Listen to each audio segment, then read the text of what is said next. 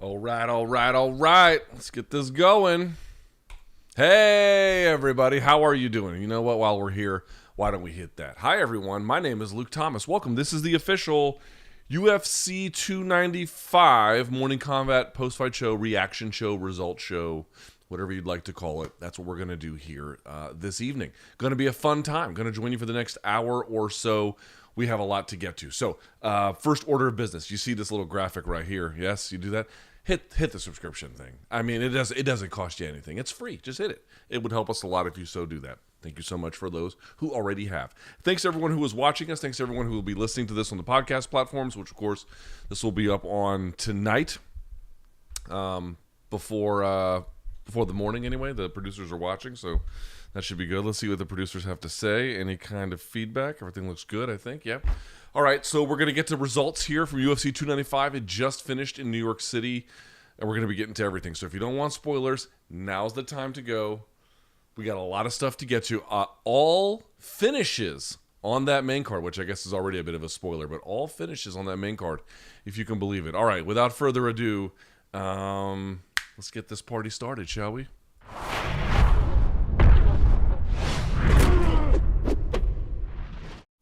And we're back. All right, going to turn this off. Okay, I have a tweet up. You can follow me at L Thomas News, the letter L Thomas News, and I've got a tweet up asking for questions. We'll go through the results here, main, co-main, the rest of the main card, and then we'll get to any of the questions that we have at the end. So if you'd like to get a question in, please do so there. Would appreciate that. With that out of the way, here we go. Where do I put this? Here we go. There it is. Hey, look at that. We got the lower. Well, first of all, what I wanted to say was, before anything, that was a pretty great card. There is some controversy, sort of, in your main event, but just for 1 second, before we dip our toes into that and get through all of it, let me just say there were all finishes on the main card. There were a bunch of finishes on the prelim card. It went pretty quickly. It went well. It was largely entertaining. There was definitely some judging fuckery. Who was it? Was it Judge, I have to look it up, Judge Derek Minner, I believe, who had 3 scorecards that were somewhat incomprehensible. So we'll get to some of that. We'll talk about it. But overall, 295, pretty great card. The tradition of New York City held up pretty well. I enjoyed it. I thought that there were some amazing results from it. I thought there was some crazy results from it. I largely had a good time. So 2 thumbs up for me. Overall, what would you grade the show? Probably A-, I think I would give it. I'm not sure exactly. 8.5 stars out of 10, whatever the rubric is. It was largely an entertaining affair. So with that in mind, let's get to some of these results here if we can. We'll look at some of the numbers here in just a minute as well. But all right, let's proceed. UFC 295 took place at Madison Square Garden in New York City, the greatest city in the world in my judgment. Okay, I don't have any number for the gate yet, but let's talk about your main event. Alex Pereira defeats Jiri Prochazka at 4:08 of round 2 via TKO. They called it KO on the broadcast, but it had to be TKO elbows is how they're going to define what ultimately did it. Now, the first thing I was prepared to get on here and do was talk about, let me double check here from my producer before I just go any further. Yeah, it's fine. I was prepared to start this broadcast talking about whether or not the stoppage was early in the main event. So basically what ends up happening is a right hand and then rocks Jiri Prochazka as he's kind of like over pursuing. He gets hit with a right hand, then he gets subsequently hit with a left hook, and you can imagine either of those are going to be hard punches, especially at like point blank range like that.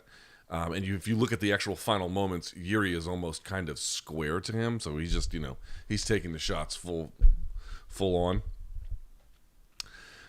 Gets rocked. Level changes for a takedown. You can tell he's in deep shit, and Pereira hammer fists him a little bit, and then begins to do the again. You can't go north to south 12-6 elbows, but what you can do is you can scoop at an angle, so you can almost start in the same position. But as long as the arc of the elbow comes at an angle in, it's typically allowed. You saw some of that. And what ends up happening is Prochazka can't follow through on the takedown, kind of falls to his knees and then falls backwards.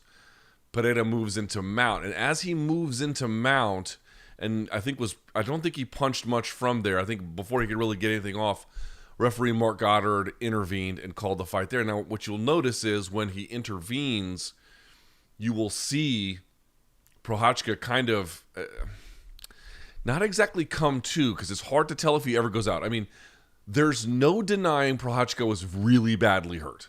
About that, there can be simply no denial, no mystery, no nothing. But the question, of course, was how hurt was he? Was he hurt enough for it to be stopped? And it did look a little premature. I did not think it looked cataclysmically early. People were, very upset because I think that they wanted a cleaner finish.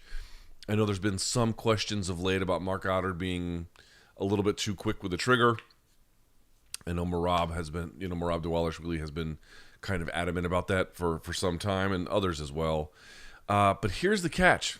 Here's the rub. It did look that way watching, that maybe Mark had intervened a little bit early, but Rogan ultimately interviewed Jiri after talking to Alex and was like, yeah, stoppage was fair. I was out. Damn. First of all, what you have to say is Prochazka, not an ounce of making excuses, didn't say I was fine, didn't try to lie and cheat the system, or, no trying to save face. Just, he got me. He just sort of said his body kind of kept going, but that he was out. So I guess that erases the controversy, I guess. And, this is the thing about, talking to these officials. You just don't ever get a chance to hear what they saw. And, there's been times, off the record, I've had conversations with officials, and they'll tell you, what they saw at very precise moments. He may have seen, and I'm making this up, I don't know, but it is plausible to me, given conversations that I've had previously with other officials, both referees and judges, that Goddard saw Jiri's eyes, go back or completely lose any kind of sense of active consciousness, and that's why he intervened, and we didn't really get to see that from any of the camera angles that we were watching the fight with. That can happen. I know some might theorize that maybe Jiri was trying to be the ultimate gentleman or whatever, but I got to tell you, if he had come out and said, I was really quite fine, I don't know what UFC would have done. Would they have tried to rebook it? Maybe. It would have been terrible for the division. But he came out and he brought clarity to the process. I mean, this division hasn't had real clarity for a long time. You had epic fights back and forth, kind of parity, which is fine. But then injuries and someone filling in, and then they're injured. And now this division hasn't had some finality to it for quite some time. It does now. Alex Pereira is, and I'm sure I'm going to say a million names wrong today, so please forgive me as best you can. But he is your official UFC light heavyweight champion. Okay, so that's the ending. Let's start from the beginning and then come back to it here a little bit, and then I want to look at some numbers. It went, I'll tell you what, it went on the Pereira side about what you would expect. Little bit of the jab to the body, left hook on a couple of times got through, a couple times it didn't. But the leg kicks were dramatic. They were dramatic for him. They caused Prochazka all kinds of problems where he would want to switch stance but really couldn't hold it because he couldn't move or be appropriately defensive there. So he would go back to his orthodox stance and just get absolutely cooked by Pereira. I mean, we have to really sort of inventory that guy's leg kicks. Your ability. These fighters are obviously insanely tough, so they're going to be able to tolerate more than the average person would. Okay, fine, we all know that. But, it is alarming to me that even those guys, and you've seen them in other fights take absurd amounts of damage, numerically way more leg kicks, or numerically way more leg kicks in cases where you thought where those leg kicks look really hard. Dude, Pereira's leg kicks are fucking unforgiving. They have an immediately noticeable impact. 3 of those land, and guys are hobbling and changing stances, and the eyes get big like saucers because he's out there just he's just given these guys extraordinary problems. And we've talked about this before, and we talked about also, some of the various ways in which other guys, depending on other leg kickers, like Sean Strickland just fought Izzy, and of course he had a very interesting style of checking where he went to the inside of his own leg as a way to kind of stay in place and move forward. I don't know whether a style like that would have worked in this particular fight, but that wasn't anything Jiri was doing. He was just taking the shots full on. So he was just absorbing them, and he was often absorbing them when he had weight planted, which makes it even worse. Those were like dynamite. Now, he gets, I thought like the first 3 minutes or so, Pereira clearly won the first round for the first 3 minutes. Then there was a takedown by Prochazka. He did land some elbows on there. I'm curious to see what the scoring ultimately ends up being. I'll pull it up here in just a minute. I do want to see that. Here, I'm going to take a look at that now. Scorecards. Did they give the first round? I don't have it yet. They don't have it up yet. I'll be curious to see how they scored the first round. I scored it for Alex. I thought that while Prochazka got the takedown, that was nice. He had top control. Alex was able to get back up on his feet, which I did not expect him to do. And by the way, he did it kind of sloppily. He had an underhook at first and then gave it away. Didn't really cost him, but nevertheless, he did get up. And he did take a couple of hard elbows on the ground, but nothing too substantial. Didn't cut him. They landed. It was nice. It definitely made it competitive, but I thought that the better damage overall was clearly done by Alex, so I gave him 10-9. Then the second round, here's what's interesting about Prochazka. It won't be reflected in the results, and I said something on MK this week, which I do feel like was true, and even if he had won, the point was this. Let me pull up his numbers, if I may. Jiri Prochazka's numbers. Prochazka, fight metric. Here's the issue, and I don't know how super updated these numbers are, but strikes landed per minute, they're high, 5.77, but strikes absorbed, 5.4. I mean, that's just very, very high, right? Especially for a championship-level fighter. You'll see some other guys around this. Justin Gaethje's got a high number, but that's a lot of numbers that he's had from earlier fights. It's gotten better more recently, but in general, let me just tell you, if you're fighting in championship-level fights and you're absorbing 5.4 strikes per minute, you're just due for a loss and a knockout. You're just due. You cannot get hit that much at this level.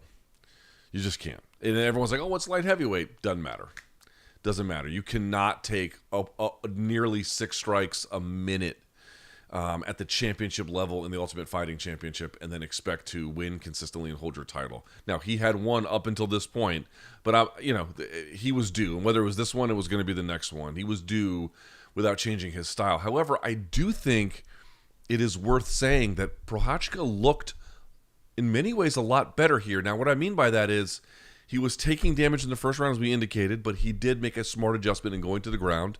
How much you want to award that to him for the round is certainly up for debate, but that was a good, tactical, smart, largely successful decision. You liked how he thought through that. And I will say something else. His reach he makes really good use of. The most effective punches that he had were when he combines, a fake and a feint, a level change, and he came up with the uppercut. That was nice. But the other ones, too, are like the long ones over the top of the guard when guys, he gets them retreating, brings their hands down, then comes over the top, gets their hands to extend. He comes over the top. He's very, very good. Those are some of his best punches, and they land a lot. And then he begins to piece things together with that very quickly. Like, he doesn't also need... the margin of error for playing with him is also, in some of those circumstances, it's not big. Like, he really can put a lot of damage together quickly, and then through that can put great offensive blitzes. He can win rounds that way. He can stop fights that way. He really was able to collect it. But what I really want to point out is I thought in general he had cleaned up a lot of the bad parts of his game, the more reckless parts anyway, in accordance with this fight. He was still himself. He had unusual setups. He had unusual shot selection, right? There were the things that you kind of associate with him where he's got some of the more unorthodox offensive techniques and then combinations. But he wasn't making nearly as many reckless decisions. He wasn't nearly as bad about wading into problems. Now, in the end, Pereira's unforgiving with his power and his accuracy as well. So it wasn't cleaned up enough to avoid this kind of result. But I guess I'm just trying to point out, if you were saying, was this the guy that fought Glover? Well, it had many of the things. For a smaller sample size, that one obviously went nearly the full distance. This one went much less. But the point I'm trying to make is that guy was very reckless. This one I thought was a little bit better. This one I thought was making better decisions. This one I thought was not nearly as careless, not nearly as reckless, yet still had some of that same offensive flair.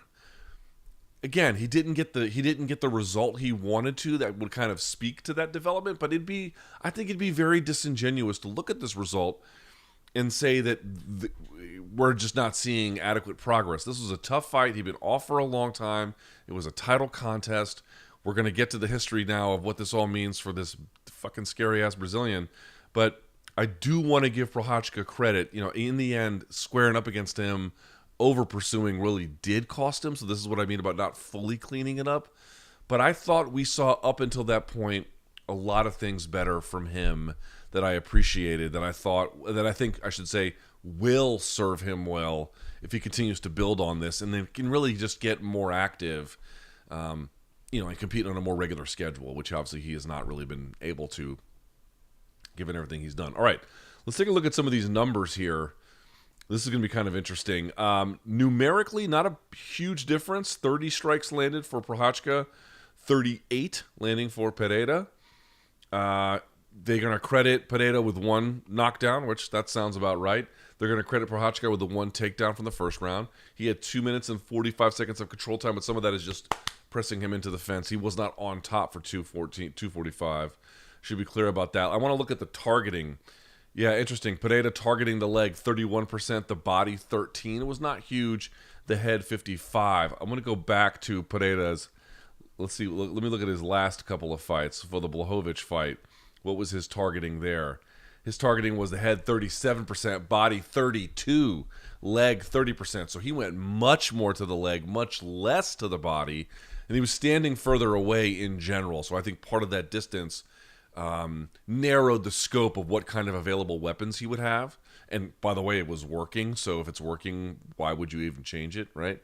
That calf kick is really quite the boon for kickboxers with developing MMA games, because you can stand further apart. It's going to be easier to land. It's devastating, and you can get out quicker, not really have to worry about some of the same takedown implications that you would if you're trying to go sort of to the middle of the thigh. Interesting that it happened that way. So you can see some of the targeting here was really very specific to the realities that Prochazka brought him. I'm trying to see if there's anything else here. Body work from Pereira, not a ton. 5 he landed total from terms of targeting. The leg, 12 from Pereira. And then, of course, to the head, 21. By the way, the leg kicks for Prochazka, just 5. Just 5 of those. And Pereira got 12 on the ground, but again, that's going to include that blitz there at the end. Let's talk about Alex Pereira for just a second. He has the most unusual career you're just ever going to see. Dude, I remember... So I worked for Glory in 2014 when he did the Last Man Standing tournament where he got it wasn't Simon Marcus. Who was it? Was it Jason Wilness? Somebody decisively beat him in that tournament. My buddy Michael Stetz was tweeting about this, and I remember I have a picture of him because he had the Brazilian flag drawn into his head from a haircut. And I remember, like, everyone at the time thought it was like he'd be good, and it was actually like, I remember like the common chatter was like, hey, there's a Brazilian guy, in Glory at this time. We want to see that. I think Glabe Feitosa had kind of moved on by that point, not just from Glory, but from K1 and kickboxing more generally. But it was good to have like a noteworthy Brazilian on the scene, but he wasn't breaking through. I mean, at the Glory Last Man Standing tournament, when I think about guys who had big nights that night, like Joe Schilling had a big night, and obviously the folks that won the tournament, but it wasn't Pereira. Like, he was not the boogeyman at that time, and here we are 9 years later, and just look at what he has accomplished. This was his 1, 2, 3, 4, 5, 6, 7. In 7 UFC fights, he's captured 2 different titles. And now he is a double champ in not 1 but 2 different combat sports. Now, 2 very related combat sports, but 2 combat sports altogether. BC asked me this question on MK, which was like, how do you even wrap your head around what he's been able to do. Listen, there can be no denying that he has benefited a couple of different ways. One, he got fast-tracked at middleweight, which I had no problem with. He's an older fighter. What is he, 36 years of age, Alex Pereira? He is currently 36. He'll be 37 in July. Time is limited.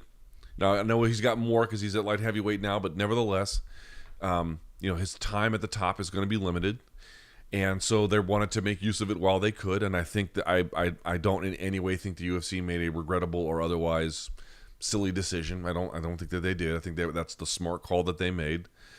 He also benefited from the fact that 205 has kind of been in this insane disarray where there hasn't been anyone who took over and then created rivalries in any particular direction. It was just wide open. Magomed Ankalaev didn't put his stamp on the division, and Jamal Hill did, but then got injured. And Jiri did, but then got injured. And Glover had it for a moment, but then couldn't. And so John Jones has been gone forever. So there was just this weird yawning gap at 205 that was like, if he can do something with this, sky's the limit. And sure enough, he gets up to 205. I absolutely think he takes damage much better at 205 than he takes it at 185, which should not be any gigantic surprise, but it's worth articulating out loud. And then he goes and he does this. But, I mean, this is the part where you have to give him credit. Did he benefit from occasional favorable matchmaking, not easy fights, but fast-tracked fights from the promoter? Yes. I don't think that's really how many guys get 2 title shots in 7 fights? No matter who they are, especially when they become a champion for the first time, like it's very, very difficult to get any of these opportunities. Like when you think about how many fighters in the UFC ever fight for a title, the number is infinitesimally low. But this is the point I wanted to make. He did benefit from fast tracking, and he did benefit from a very particular moment in time where the disarray, I think, opened up creative possibilities for him. But the other part that is true is that he has a devastating skill set that he has developed. His kickboxing game, I would say, in general, has transferred over extremely well to MMA. And I think you saw some evidence tonight that, like, obviously the other parts of his game are pretty limited. I think you saw that in the Blachowicz fight. And, dude, to an extent, you saw that in the Bruno Silva fight.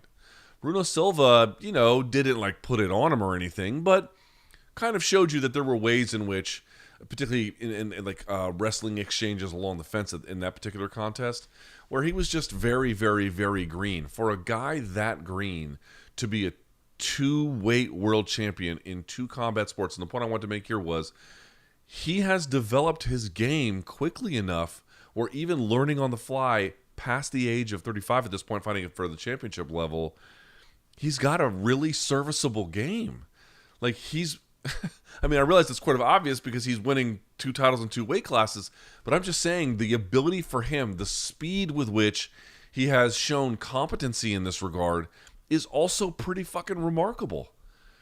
So it's just a marriage of an unusual events where you have this incredibly talented guy with a devastating skill set who, under the right tutelage at the right time in his career, made a lateral move to a related, but in many ways, for what he can do, more difficult combat sport. I don't mean to say that MMA is always harder than kickboxing. That's not my point. But if you're handicapping yourself from your skill set standpoint, it's like by definition, it's harder, right? Now he has to wrestle. Now he has to do jiu-jitsu. He didn't have to worry about any of those things when he was a 2-weight world champion in Glory. And he has really, done everything. He got, laid out in the second Izzy fourth, but the second Izzy fight. But in terms of his development of his overall game, he has really put himself in a position to, again, what's the levels? Survive, defend, attack. Well, he's not exactly attacking yet, but seems to me he's doing a little bit more than just surviving. He's defending. He's patient. He doesn't panic. He's got tons of combat sports experience. He did manage to get himself back to his feet against the former champion, and then he KOs him when he has the opportunity because his striking is so unforgiving. He's got this amazing combination of, while green and underdeveloped in really important aspects of the game, it is good enough. He has put in a requisite amount of work to keep himself in the fight, is the way I would put it. And then on the striking end, you just have no fucking margin of error with this guy. you just have so little that you can play with him. So little that you can just get away with. So many mistakes. And again, they don't have to be huge mistakes. Just the number of small ones you have to make before he is now on top of you. People think you have to make one big one. No, you don't. No, you don't. You have to be just a little bit out of position. You just have to go with that wasn't the best strike to pick because it creates certain counter-striking opportunities, but that otherwise would be a fine strike against most people. You can't do that with him. You cannot do that with him whatsoever. And you add that into what I just mentioned, the fast tracking, the craziness of 205. It has produced 2-weight world champion in 7 fucking fights. And I want to point out something too. This wasn't a guy who jumped, and I know what everyone's going to say, it's middleweight to light heavyweight, 2 weak divisions. Part of the fact that 205 was in disarray was not just that there was parity, it was like, it was also kind of like a little bit of slapstick comedy going on there at times. All right, but it was 20 pounds. This wasn't 45 to 55, which I know are very, very, very, very, very stacked weight classes. I get. I'm just pointing out it's a big jump.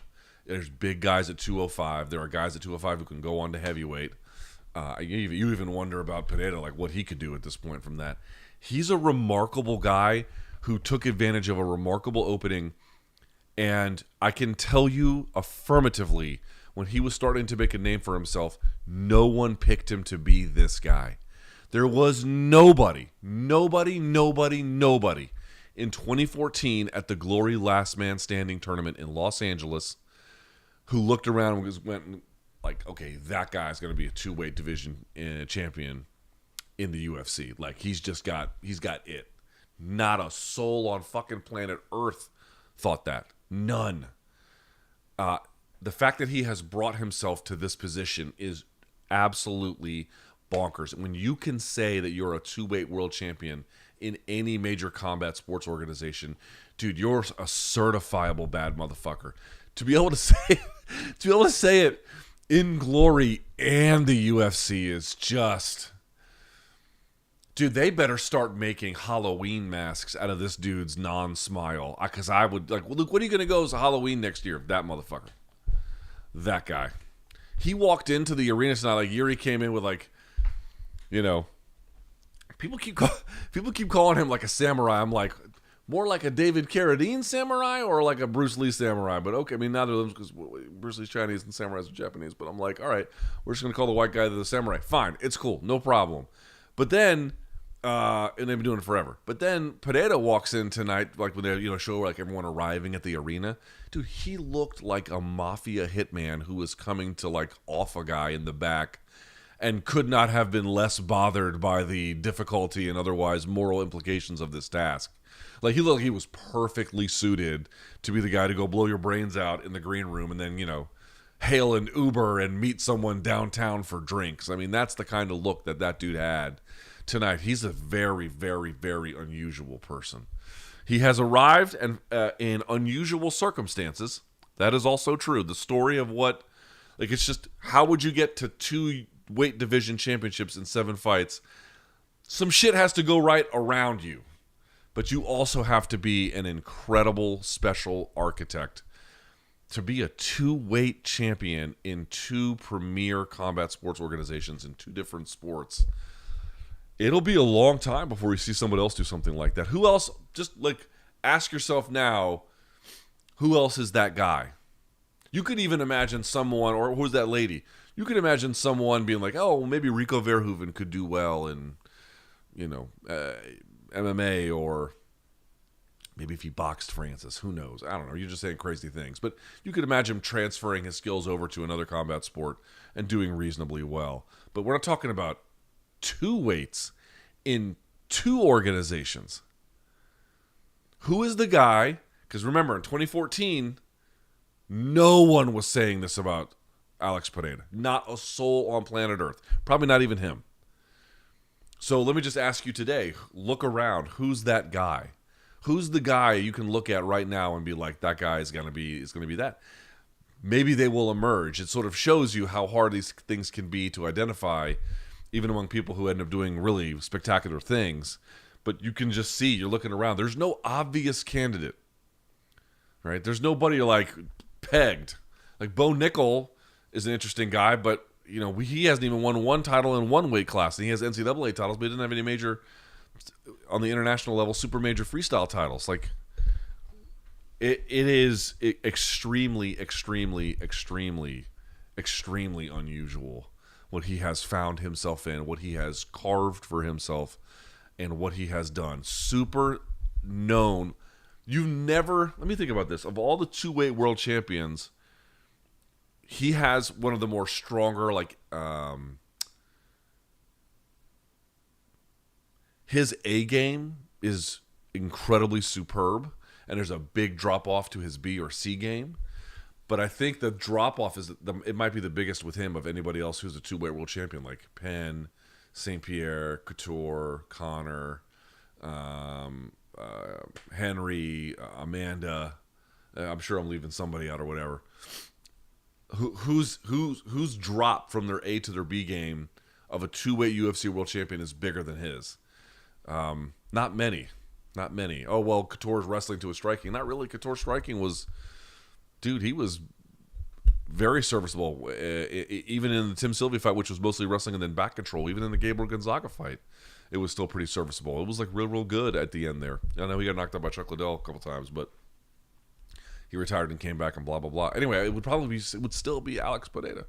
Learning on the job this late, I just don't even.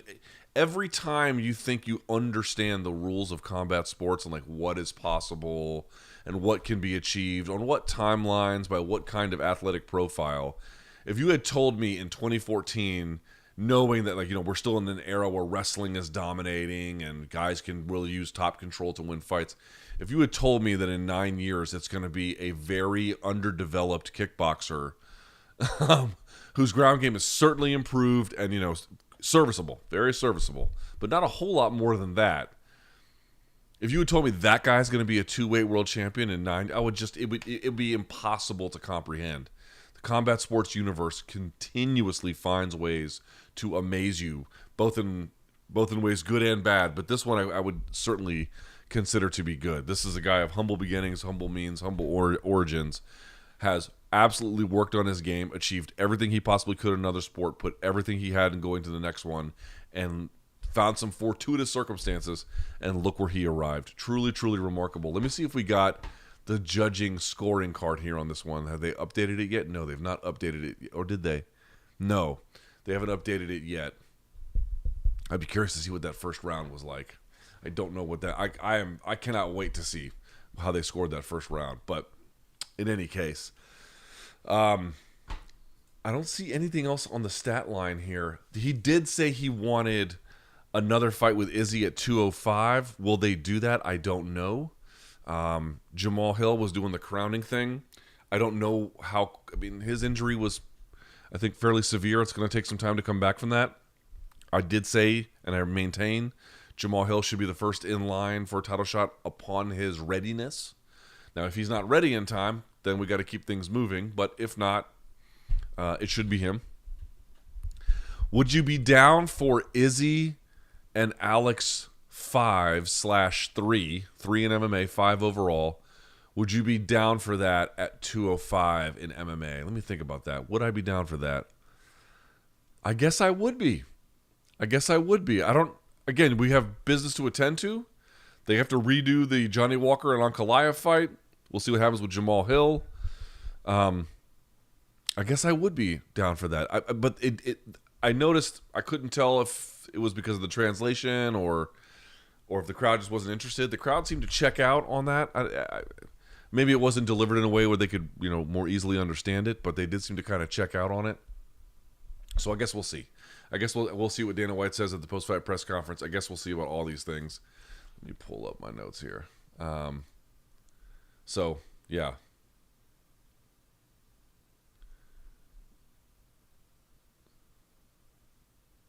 Yeah. Yeah, man.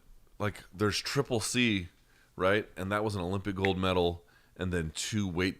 that's still to be more impressive.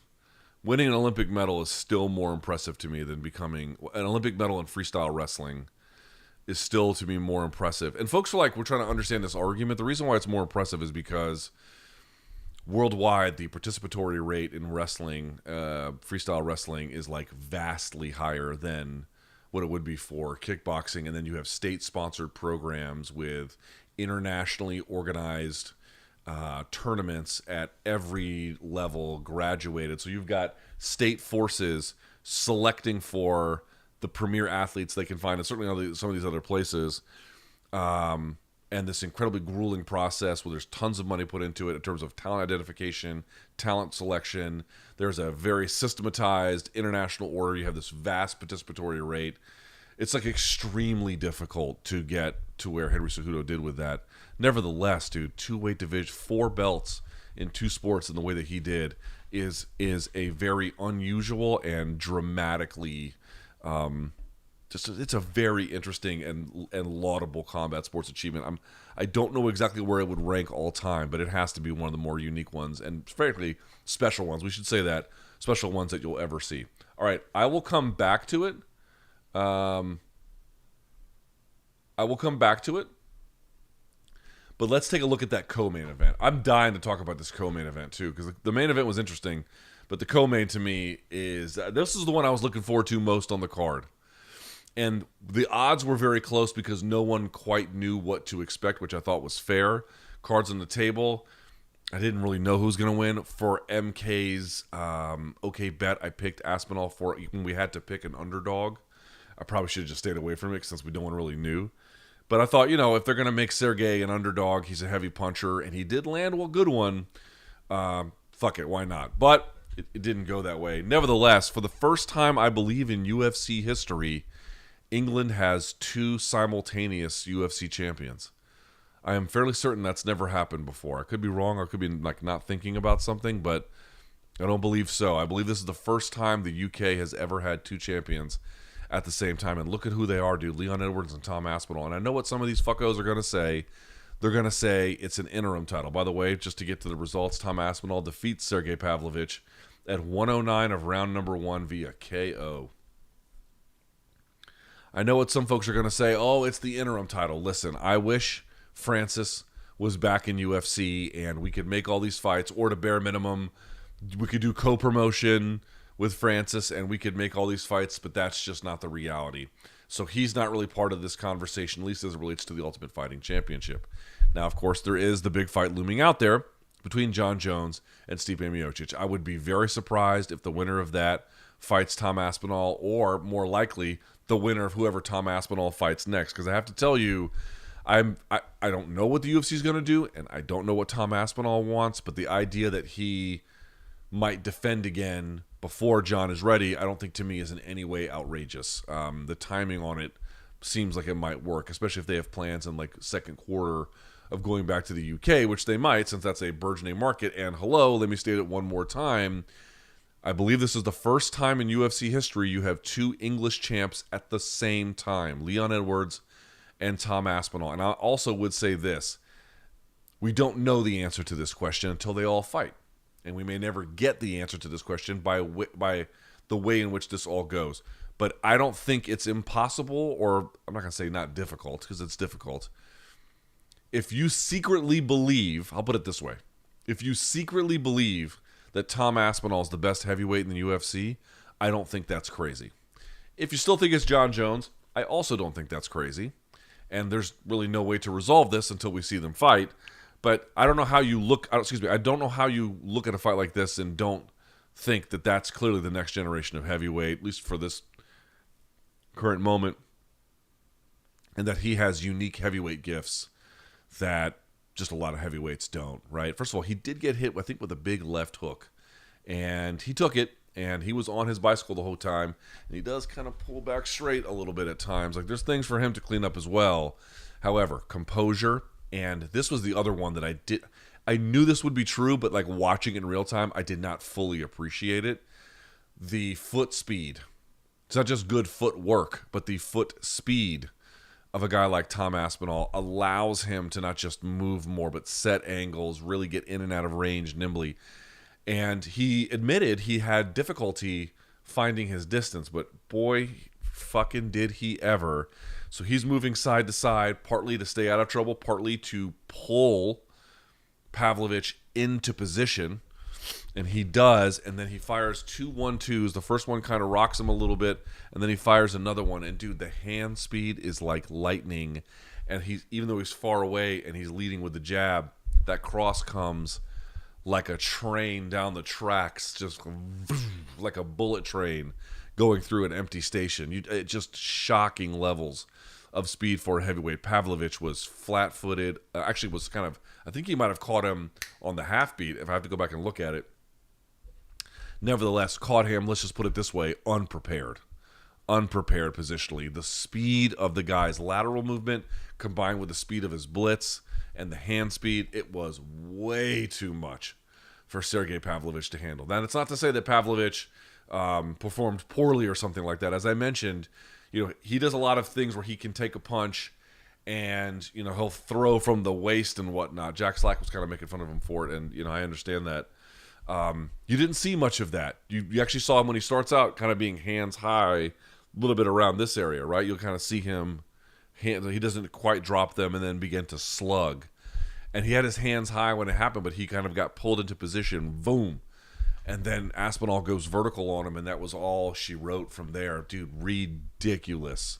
Dude, Tom Aspinall, he's athletic, he's quick, he's well-rounded, he makes considered good decisions. He just doesn't do the dumb shit that so many other heavyweights do. So I want to go back to it one more time. Like, whenever you see something that's successful, people are like, oh, it's like going back to Pereira. Oh, well, it's an easy division, and he got fast-tracked by the matchmakers. Right, but then he had to do his part, too. That's the story. He had to do his part, too. It's the same with Tom Aspinall. Not that Pavlovich was some pushover, far from it. But I mean, like, heavyweights, people are like, oh, he's beaten. Look at who he's beaten. He hasn't beaten anyone, blah, blah, blah. And it's like, guys, he's just mowing through these dudes. Like, they can't give him a guy other than Blades where he got injured, where he goes all that long, because he is athletic, he has excellent foot speed, he has excellent hand speed, he can cover distance, but he can also set traps, he has clever footwork, he has good combinations, he has an excellent ground game, he knows when to pursue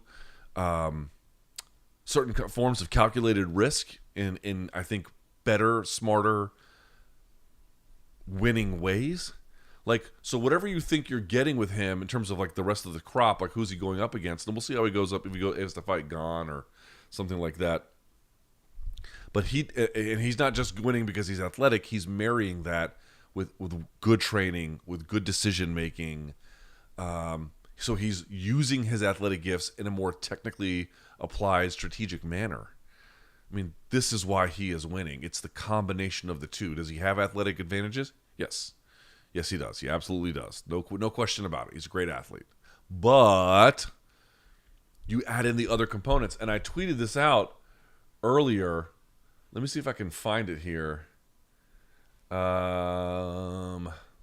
Let's see. Yes. Dude, listen to the stat line on this guy. And I know what folks are going to say, oh, it's from all the stuff. But he just won the interim title. Like, the only people really left are just championship fights. This is his fucking stat line. You ready for this? Strikes landed per minute, 7.65. Just crushing these guys, right? Striking accuracy, 66%. That's high. Like 2/3 of everything he throws lands, that's high. Like, usually you see that closer to about 50%, even sub 50. Strikes absorbed per minute, 2.90. Not a high number, and his differential is like almost 5.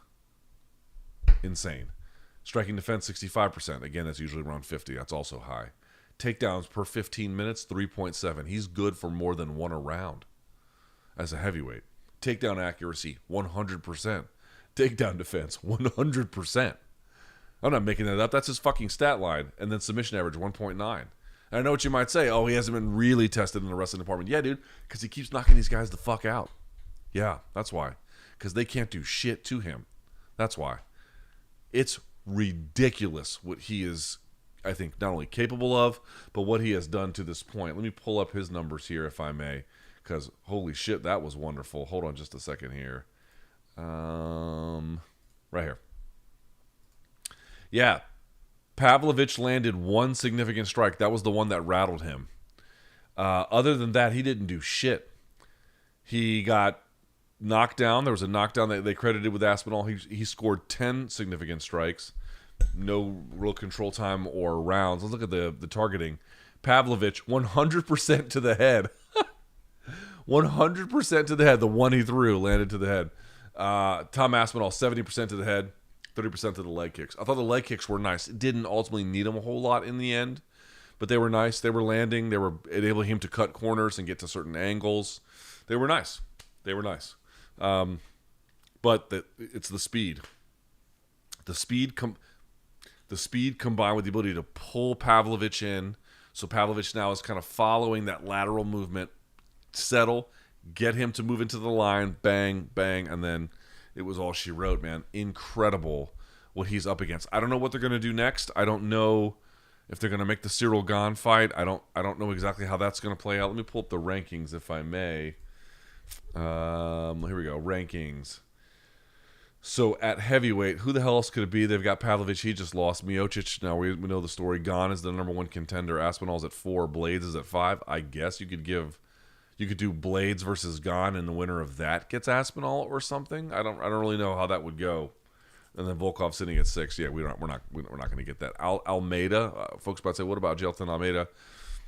I still think he needs more seasoning, so I don't really feel like that's the appropriate next fight. Now that is a fight that is certainly, I think, if he maintains his winning ways, that would be on the docket for 2024.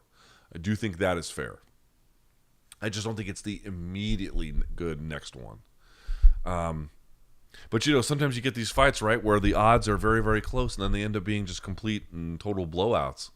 You got a little bit of something like that today, didn't you? Like, it was just, he carved right through him. He had to take a little bit of a punishment a bit early, but the athletic gifts of creating lateral movement, creating openings, and then being able to follow through as the guy is stepping in and then lancing him right through the middle like that is just phenomenal. I still want to see who they awarded the first round to in that main event. They haven't. Oh, here we go.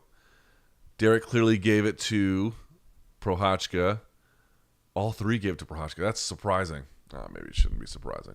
Okay, they all gave it to him. I didn't, but they all did. Who did you have there? You had Sal D'Amato, David Torelli, and Derek clearly.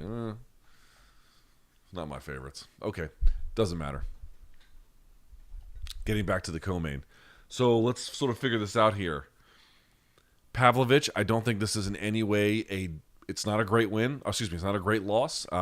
It's devastating and final. But you would imagine he's got still plenty of fights to be winning ahead of him. I would imagine that another title shot, well, I wouldn't want to guarantee it. It seems reasonable to conclude that perhaps it could happen again. The bigger question is what you're going to do with Tom Aspinall, who came into this, by the way, on short notice, as we all knew, under 3 weeks, 2.5 weeks notice, and then ices the guy inside of 2 minutes. That's absurd. It's absurd. It's absurd what he can do. It's not quite John Jones just kind of wrapping up on Cyril Gane and sitting for a guillotine choke, and he just looked overwhelmed. This was quick and decisive, but perhaps a little bit more a situation of not Pavlovich being terrible at the stand-up, just dealing with someone who had gifts and skills he had no real answer for here today. Other than that, again, he has always got the big power.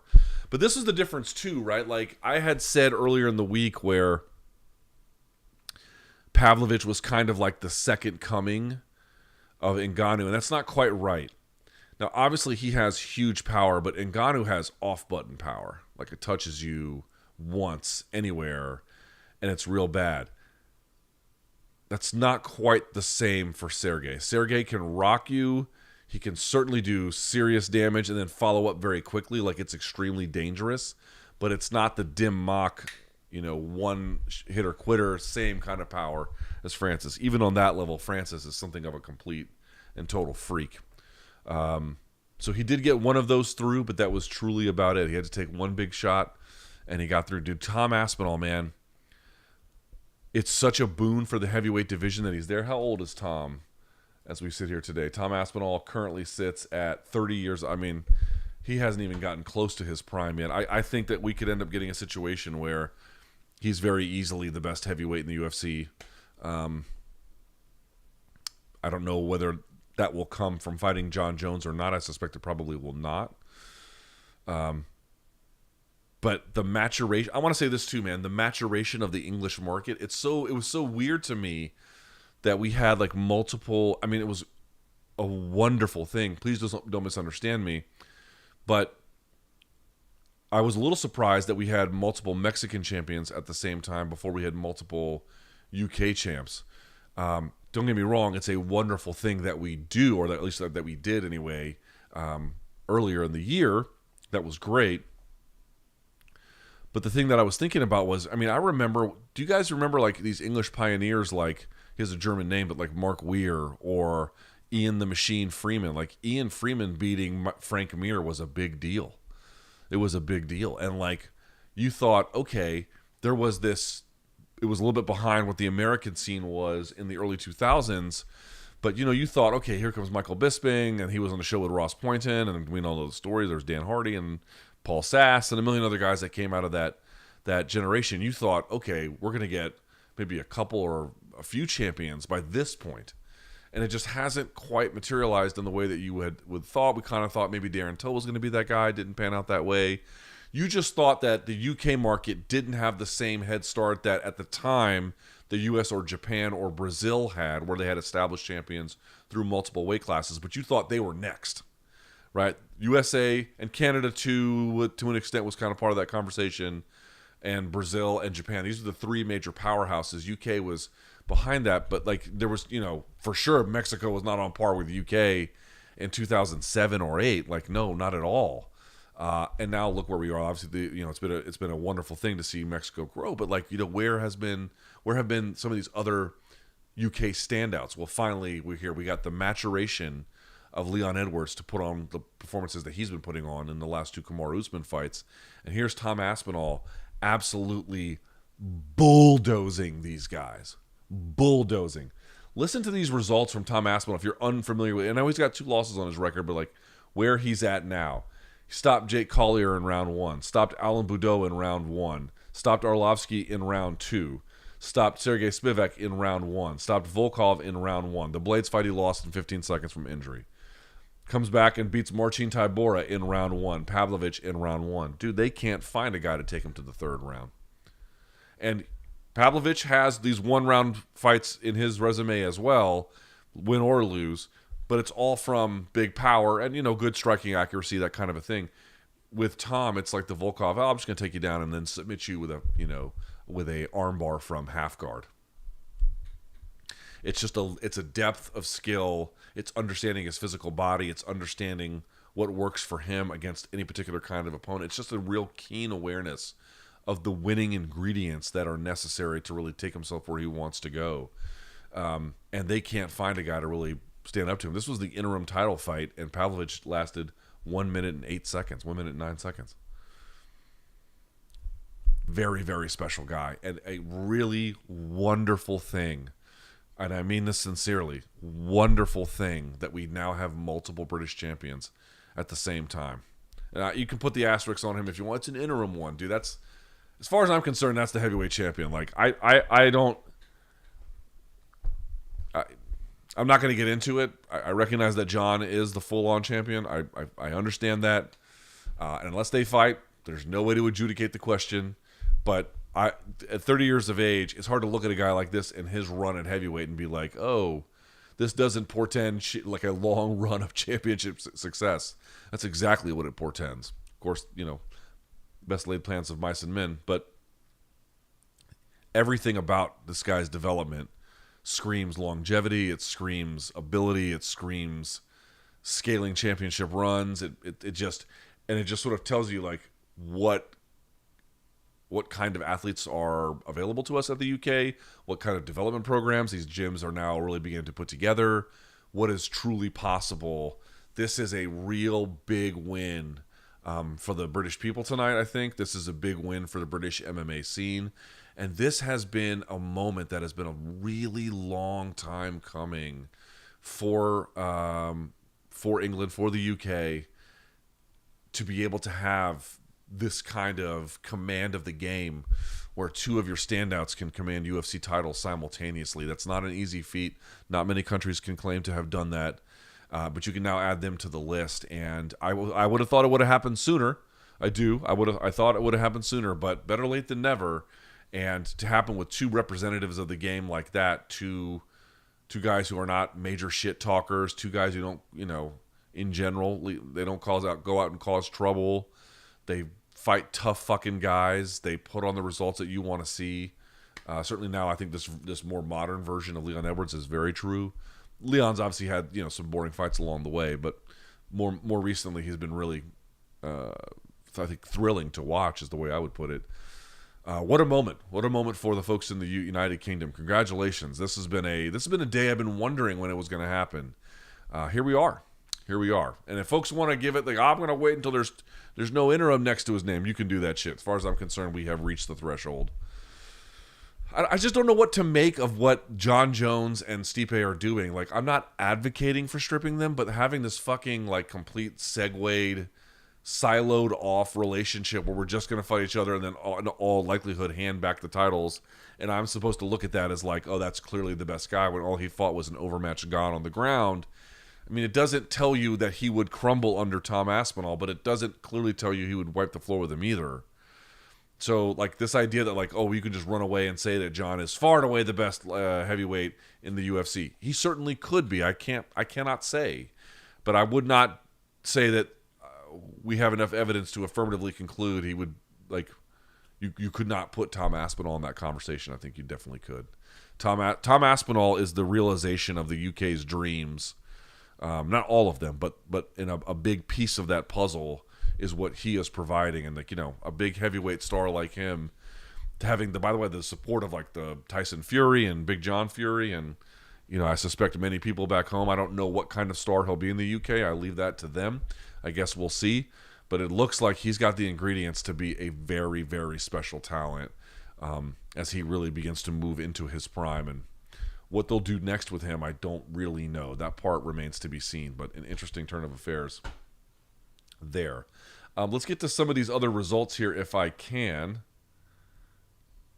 Yeah. Let's see here. What do we got? All right. Jesus.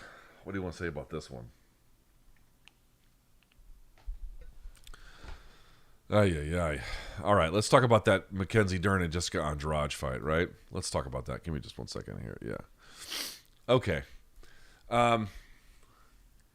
Jessica Andrade wins at 3:15 of round 2, defeating Mackenzie Dern. I will tell you in real time, when we were doing the MK shows this week, when he was like, oh, shouldn't Dern have been a +4? I think he just said something like Dern should be a -450 favorite or Andrade should be a +400 underdog. One of the two. Whatever it was, people blew up my mentions about it. Being like, yo, you got to kill Brian on Monday for saying that, whatever the version was of what he said. I didn't think much about it in real time because we're just doing banter on the show. I don't know how much that was really part of what it was. But what I can say is I did not understand the heavy confidence in Dern. I got what we had talked about on the show, which was, listen, 3 losses in a row is terrible. Some of these, or nearly all of them, I thought, maybe all of them were by stoppage. I have to go back and look at this one. Were all of them by stoppage? 2 of them I know for a fact were. Were all of them by stoppage? Yes. She got submitted by Erin Blanchfield. She got KO'd by Yan Xiaonan. Then she got guillotine choked by Tatiana Suarez. And so I got the pessimism about her chances. But then she comes out and she's like, going through a messy divorce. I kind of had to fight just to pay bills. I'm the child of 2 parents who divorced. I can tell you that it's rarely a very rewarding experience for anyone involved. That's first. And more to the point, she had fought Lauren Murphy in January of this year and put an all-time beating on her. It's like, dude, it wasn't like the last good win was 2021 or something. She's won this year in a very nice way. I recognize that hard times, but okay. And the other problem with Dern is dude, can we talk about Dern's fucking stat line? I just read you Tom Aspinall stat line, which is just absurd, right? Like one of the most absurd stat lines you'll ever fucking see. Dude, let's talk about Mackenzie Dern's stat line. This drives me nuts, man. How are you this talented with a stat line? Dude, listen to this fucking stat line. Strikes landed per minute for Mackenzie Dern, 3.36. That's fine. That's not great, but that's whatever. Average for a high-ranked fighter. Striking accuracy, 40%. Remember, Tom Aspinall was 2/3. That's low. 40% is a little on the low side. Strikes absorbed per minute, 4.09. So she has a negative differential. She absorbs more strikes than she lands. Striking defense, 51%. That's pretty standard. Nothing really bad about that. Takedown average, 0.81. Boy, for a multiple time black belt jiu-jitsu world champion, having a takedown number that low, so 0.81 per 15 minutes, you're not even good for one a fight. Yo, that's low. That's low. Takedown accuracy, 15%. 15%. 15%. Takedown defense, 40%. Now, it's not the biggest deal, obviously, because, why the fuck would you want to take her down? But still. And then submission average, 1.5. She had the Angela Hill fight where she looked much more aggressive. She looked really good. And I got to say, I had everyone on Twitter beating me up that day when I was like, listen, did she look better against Hill? Sure she did. Sure she did. There was clearly improvement. There was like real offensive urgency, which I think what a lot of folks wanted to see. They wanted to see her just kind of get after it a little bit. Really, and by the way, really heavy ground and pound. And you got a lot of that there. There was meaningful improvement, but it wasn't like there was like all the problems went away. Oh, she got a great win over Angela Hill. Done deal with all the problems. No, dude, listen to the fucking stat line. She had corrected for, I think, a couple of mistakes. A little bit of a lackadaisical attitude, not about fighting, but about when to press the gas and when to press the brakes and in what scenarios.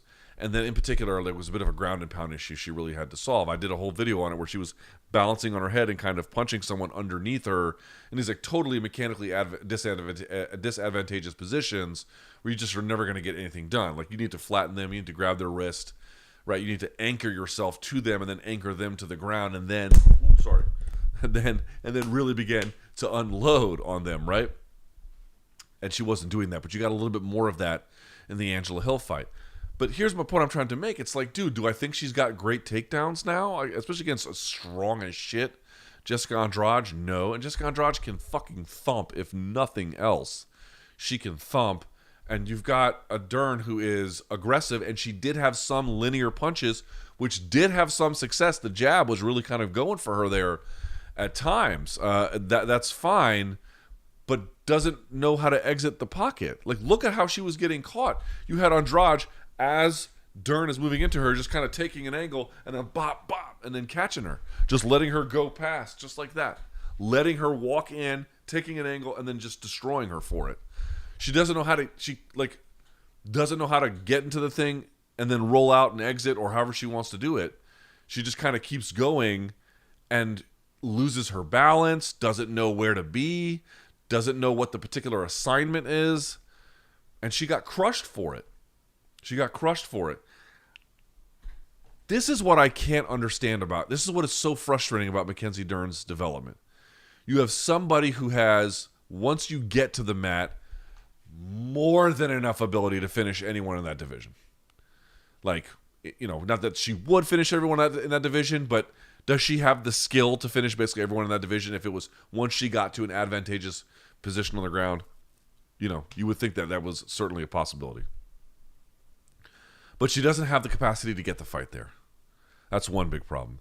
The other thing that just blows my fucking mind is that, dude, she actually has excellent composure under fire. How many jiu-jitsu world champions have you seen make the move over to MMA and they just never really kind of get comfortable striking? Mackenzie Dern never has to worry about that. She's always finding her way in the way that she needs to do it. And yet can't seem to get her game developed. Listen, I don't know, and I will cop to the fact I didn't know it was called Ruka my whole life. I thought it was called RVCA. You learn something new every day. I didn't know. I don't know to what extent I know she was with MMA Lab for a time, and then she ended up with Jason Pereira and blah, blah, blah. And I'm not saying she hasn't gotten better. She's gotten better.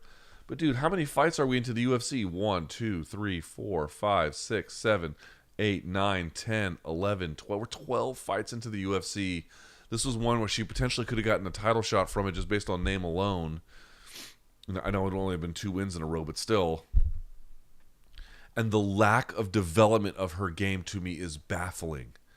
You have a jiu-jitsu person who is not afraid to take a punch, who can't seem to bring her striking game up to par. It's like usually that thing is the thing that holds them all back. She doesn't have that problem. Hey, we got to teach someone submissions. You ain't got to teach her shit about submissions. But we got to get her better at the wrestling. How is there no wrestling? You've got 2 key ingredients for someone making the move from jiu-jitsu to MMA that you would want. It'd be like they're going to be some of the best at submissions you could ever imagine, and they're not afraid to take a punch. You'd be like, I can, and they're young. You'd be like, I can do a lot with this. How are we here? How are we here? How are we here at this point?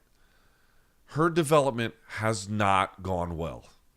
It has not gone well. And every time someone who's like, I don't know if she's exactly a darling of the fan base or not. I don't know totally how they feel about her, but I distinctly remember after that Angela Hill when people being like, all right, mission accomplished. She fixed her problems. I'm like, dude, one fucking fight does not prove that at all. At all, it doesn't prove that. Fucking here, look at this. I don't know what the answer is. I don't know what the right situation is. I know I think she had a significant other and her father in her corner, or maybe just her father. I don't know. I don't know if that's, obviously he's a decorated jiu-jitsu competitor as well.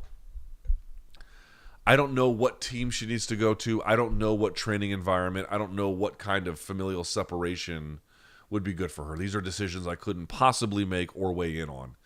The only thing I can say is if we're 12 UFC fights in and you have someone with these kinds of skills, youth, and composure, and they're this far behind, somebody fucked up somewhere. Somebody did. I don't know if she didn't train properly. Maybe that was a thing. I don't know. I want to be clear. I'm not blaming a coach because I don't know which coach to blame if I could at all. I'm not blaming Mackenzie. I don't know what kind of environment. I don't know.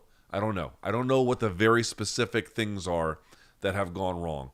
But accumulatively, can I say with confidence that if you're this far along and you're this far behind with all of those gifts, it has not gone well. It's not gone well.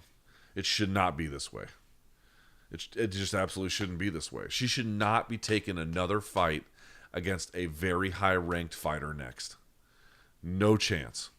We have got to figure out, if there's any way at this point, what is she, 30? She was born in 1993, so what is she, 30?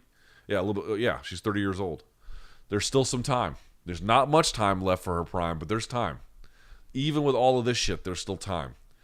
But it just, to me, is like crazy unforgivable. I cannot tell you how many jiu-jitsu fighters I've seen come through that just didn't have either her skill or her composure and, made it work to varying degrees, but never with this kind of inability to get better for reasons you just can't even understand. Her development has not gone well. It's not gone well. I don't think it's cataclysmic in the sense that there's no way it could get to where it needs to go. I'm not suggesting canceling it all here. But I do think that whatever she has done, she needs to reflect on this. Whether it's her fault, their fault, everyone's fault, don't know. Legitimately don't know. But this is unacceptable. Like, this level of improvement is unacceptable. Certainly for winning a championship. And I think, just given what the kind of athlete she is, it's just hard to understand. Okay. Elsewhere on this card, fucking Benoit Saint-Denis, boy. Defeating Matt Frevola at 131 via head kick. This was a surprising one. He did get a takedown, I gotta say, dude. Benoit Saint-Denis' ability to get up underneath is fantastic. He underhooks, and the instant he underhooks, so many people in jiu-jitsu or even wrestling, they'll get to a position or get to something that's the precursor to a position and then hold it and then go. Like, okay, I want to get an underhook. All right, got an underhook. Okay, what's next? All right, now I want to frame or I want to post on my hand or whatever. but it happens in like these kind of, there's a bit of a break between one action and the next. Not with Benoit Saint-Denis. It's all one action. Underhook, go. Underhook, go. And he did the underhook sweep as well. I love that from him. Like, I'm going on the underhook. I'm not waiting for you to settle. I'm not waiting for you to challenge. I'm going. And it works quite well. But the thing that really was interesting to me was he hits him on a head kick with Frevola's hands kind of here-ish. And his face is wide open. He takes it. He falls backward, and that's that. One, he was circling to the power side, which was a bit of a, sort of. He was circling to the power side, which was a bit of a problem. But you know what kind of interested me? Let me look at the numbers on this one if I can. Benoit Saint-Denis only landed 6 strikes. Matt Frevola 5. Frevola got 2 takedowns. Benoit Saint-Denis is credited with a reversal. But the thing that I wanted to say was, I think it was the body kicks that got Frevola. Because remember, there was a few, or how many from Saint-Denis? Like at least a couple. I think it was a couple of kicks that he had thrown to the body, and it looked to me like Frevola kind of thought that was coming. Paid for it. Dude, what a shot. What a shot. 27 years of age. I've been kind of a little bit pumping the brakes on some of the hype around him. Starting to get a little bit more excited now. The urgency which he shows in positions. He didn't get super rocked in this fight, which he definitely could have. He had a very dangerous Matt Frevola in front of him who's got big power. He had an all-star corner of Aljamain Sterling, Ally Quinta, and Ray Longo. I mean, shit, dude. That's some heavy hitters in that corner. And he fought well up until he didn't, basically. On that clinch break, you could see Benoit Saint-Denis reaching, lets it go, and then pops him on the power side, just like that. But at 27 years of age, given the relative short amount of time in which he's trained, I'm curious to see what he can do at 155. I'm curious to see where he can go now. Still a lot to prove. Still a lot for us to show, but each time there are a lot of things you can pick up on from him now. And again, the fact that he didn't take a ton of punishment this time, granted it wasn't a very long fight, but it wasn't rock'em sock'em just until it wasn't. He had cleverly applied what he needed to, even in disadvantageous positions. He was offensive basically everywhere. I would consider a sweep to like getting back on top so you could start doing ground and pound. That's offensive to me. That's offense. He's an interesting cat. Certainly one to keep an eye on. I know this isn't the win, or excuse me, the performance that Matt Frevola wanted. He's a friend of the show.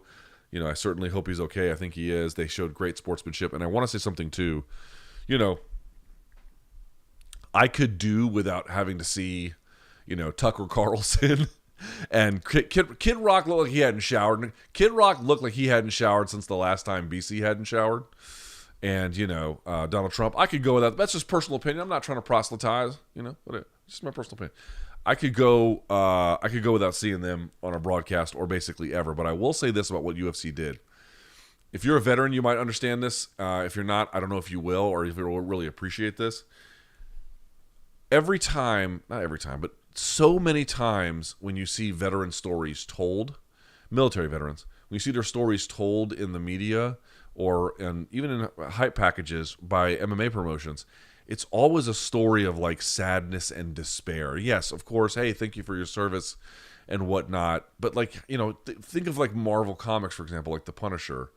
My understanding is he was like a super distressed veteran, and everyone likes the stories about the Hurt Locker guy being in the aisle for cereals and how mundane it is, and he wants to go back because he's all damaged. Dude, if you actually knew people who went and served and saw how fucked up they were when they came back, like, how interesting that story would be, there'd be some diminishment of that. But more to the point, I also know guys who did go, came back, were fucked up, but then really turned their lives around later. And it took a few years. They were heavy drinkers and they got into trouble, and it was a mess. A lot of disasters that happened between what they were and what they ultimately came out to be. But they ended up being stories of triumph. They ended up being stories of success. They ended up being stories that, despite some of the difficult circumstances that they had encountered, it didn't permanently derail them. They ended up being, great contributors to society. And the way in which they presented Frevola versus Benoit Saint-Denis on Veterans Day, I thought was excellent. I thought they actually did a really, really great job of it. They promoted it as a story of triumph. They promoted veterans as a story of success, as like model citizens. That doesn't happen as often as you might imagine. Next time you see, like, you know, with Bellator does those shows in Hawaii, and those are things that they do for the troops, and I do appreciate that gesture, right? I do. I don't mean to suggest that I don't. I really do. But a lot of times it's like these guys get up there and they've got like terrible stories, which I understand. Believe me, dude. I've seen it. Trust me, I've seen it. I've seen it up close, personal. I've bailed Marines I know out of jail multiple times in this city. Like, I've seen it. Okay, I've seen it. But at the same time, the fuller picture is not is more complex. The fuller picture isn't one where there is a profound amount of tragedy. There is a profound amount of life derailment. I don't want to minimize those things or suggest that it's not real. It's real. But so are some of these success stories. That's also real. They did a great job with that. So maybe that didn't mean anything to you guys. I don't know. I'm not telling you it had to. But I really appreciated it. I really enjoyed it. I thought that was fucking great. So 2 thumbs up for me for that. All right. Last but not least on this 295 card, how about Diego Lopes and Pat Sabatini? Another fight, 130 of round number 1. I'm trying to remember what the fuck happened in this. It was a right hand that came over the top, wasn't it? Off when they were either clinch or clinch breaking, dropped him, and that was all she wrote. Diego Lopes, by the way, pretty good night for Lobo Gym. I think at least 2 of their fighters won, Lupi Godinez and then Diego Lopes. I'm not sure if anyone else fought on that from them, but certainly they got those 2 wins. He has been a revelation. He gave Movsar Evloev everything he could handle and then has been quietly putting together a very nice run since then. In fact, let me just sort of say what exactly it was. Yes, here's Diego Lopes's run. He's 23-6. My man has 7 haircuts at the same time. He's only 28 years old, which is fantastic. He did lose to Movsar Evloev. And then he beat Gavin Tucker with a triangle armbar in round 1. Then, yeah, dude, the Pat Sabatini fight was supposed to be like a grappling contest. Diego Lopes was like, fuck that. Dude, he has offense everywhere. He is so offensively minded. He's always looking for great offensive opportunities at every corner and every time, every moment, every situation. Whether he's on his back, whether he's on top, whether we're standing at range, whether we're clinching, whether we're clinch breaking. He's just always got his mind on offense, and it works for him so well. Great shot from him. Great win by him. And he's keeping his barber busy. My man had a mullet, a fade, bangs, and like a few other things going on. Like he had a lot of shit to work with, you know. He had a bunch of haircuts. All right, let's see what kind of questions you guys have on the Twitter machine. If I can. Here we are. All right. Let's pin this one to the profile. Very good. All right. Jamal Hill going to upset Alex, much akin to what Strickland did to Izzy. He's a sharpshooter. I could see it. Who should be next for Poetine? Yuri rematch? No. Jamal Hill, if he's ready, or Stylebender. Yeah, we kind of went over this one. Yuri rematch? No. If Yuri is really saying the truth, that he was knocked out, he was done, and that's it. Is Tom Aspinall the fastest heavyweight? Well, we've seen light heavyweights moonlight at heavyweight, but for like a real, genuine heavyweight, like for a guy who actually couldn't make 205, yeah, he's probably the fastest one we've seen.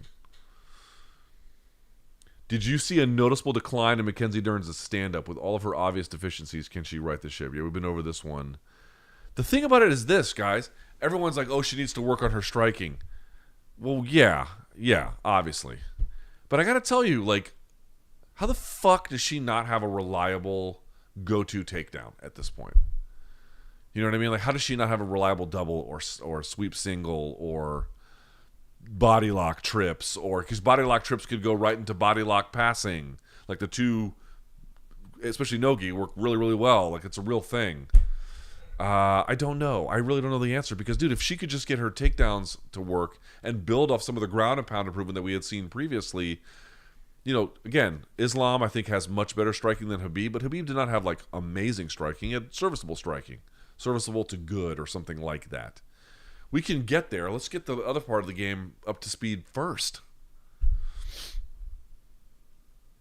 Someone says, looking forward to 20 minutes on defending the stoppage. Yeah, good news. You didn't get it. And for that, you shall get a block. All right. How does Izzy versus Poatan play out at 205? I don't know. Izzy's going to have some kind of... Like, you played possum and you got him one time. Could you do it a second time? I'd love to see it. The other part is like, dude, you got to have some kind of answer for his leg kicks. I mean, you just got to. I don't know what the fuck that would be, but you have to have something. With Sabatini's loss compounded with the Damon Jackson loss, is that Philly camp deficient in striking? Recall Sean Brady in both the Chiesa and Bilal fights. He definitely didn't look as comfortable as he needed to. I can say that. About the broader camp, I don't know. But there was a level of comfortability for a guy with more than 20 fights that probably should have been there. Does Alex have the best shot for first 3 division champ? I kind of thought, yeah, maybe. Maybe.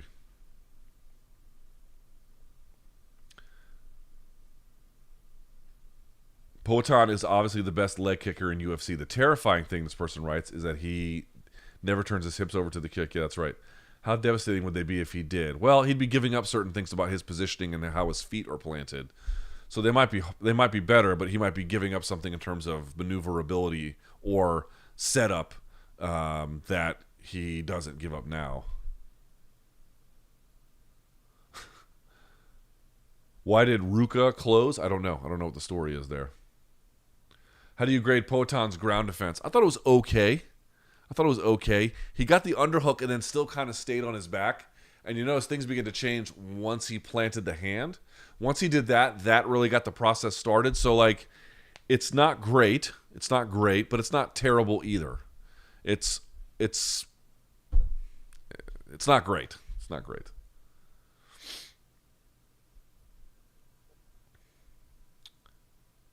Bigger duck, this person writes. Bisping wanting GSP and not Rob, Yoel, and Jacare, or John wanting Stipe and not Aspinall.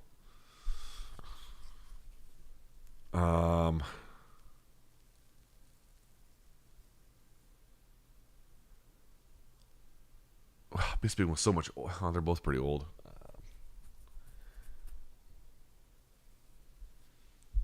I don't know. That's a good question. I don't know. Do you remember that when Chuck Mindenhall said something to the effect that maybe we're actually in Poatan's story and not Izzy's? Chuck with the foresight. Chuck's always got foresight, but we're also in Izzy's story too. Someone says, explain 3027 Tabitha Ricci. Dude, Derek Minner just having one of the most insane fucking scorecards. Oh, no, excuse me, not Derek. Wrong name. Brian Minner. Brian Minner having an insane scorecard all over the place. So he gave a 10-9 to Mackenzie Dern in the first round. How the fuck is that possible? She got dropped. I can understand it because it was a little bit close, I guess, but not the best scorecard. I can say that with great confidence. All right, Brian Minner again. Let's see. What else did he get wrong? Brian Minner gave a 30-27 to Tabitha Ricci. Don't even know how that's possible. Don't even know. Genuinely don't even fucking know. And then he got, he gave Nazim Sadikov a 10-9 in round 2 versus a 10-8. Don't get that one either. We'll talk about that on extra credit. Does Jones fight Stipe or Aspinall? I did it. I doubt it. I seriously doubt it. All right, bunch of dumbasses. Scale of 1 to 10. Some other dumbasses. Let's see. Is Tom Aspinall the hardest fight of John Jones's career? He's had some hard ones. I would need, no one's really fully tested his wrestling yet, so there still are some questions about Tom, in that sense. Do you think Alex could potentially move to heavyweight and do well? I do. And someone says, how many more times will the UFC force us to watch Dern on the pay-per-view main cards or fight nights? Dude, I understand the enthusiasm behind her game. I get it. I get why promoters would be excited about her. It's just where we've gotten to has just been insufficient. All right, here's another one. Let's see. All right, and there's the standard Elon porn every time you post anything. How do these look? Not that great, porn bot. You up for some? No, I'm not, porn bot. There we go.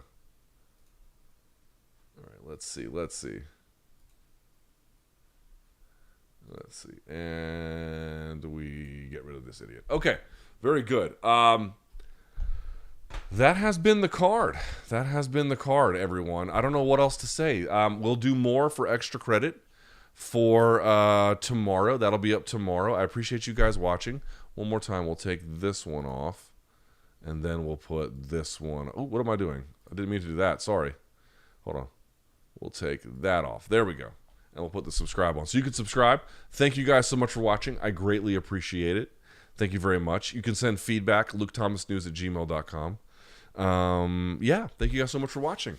What a card. A very good one. I really appreciate it. All right, we are out of here for now. Thank you guys so much. And until next time, stay frosty. Oh, and get some sleep. Bum, ba-da-bum, bum, bum, bum.